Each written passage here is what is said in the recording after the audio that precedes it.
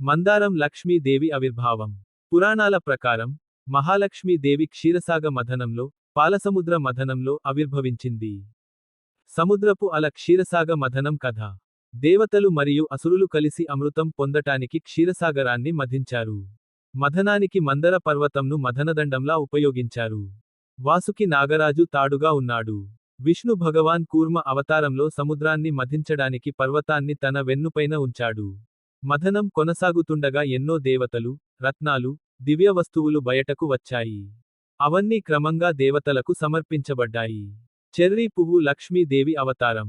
చివరగా పాలసముద్రం నుండి ఒక దివ్య కాంతి వెలువడింది. ఆ కాంతి నుంచి మహాలక్ష్మీదేవి ఆవిర్భవించింది. ఆమె చేతుల్లో కమలాలు, ముక్కులో ముత్యం, ముఖంలో చిరునవ్వు, కాంతిమయ రూపం. దేవతలు ఆమెకు అభిషేకం చేసి, ఆమెను శ్రీ అని పిలిచారు. అమ్మ తన భర్తగా శ్రీ మహావిష్ణువును స్వీకరించింది. లక్ష్మీదేవి సంపద, ఐశ్వర్యం, సౌభాగ్యం, సంతోషం, ధర్మం, సద్గుణం యొక్క ప్రతీక.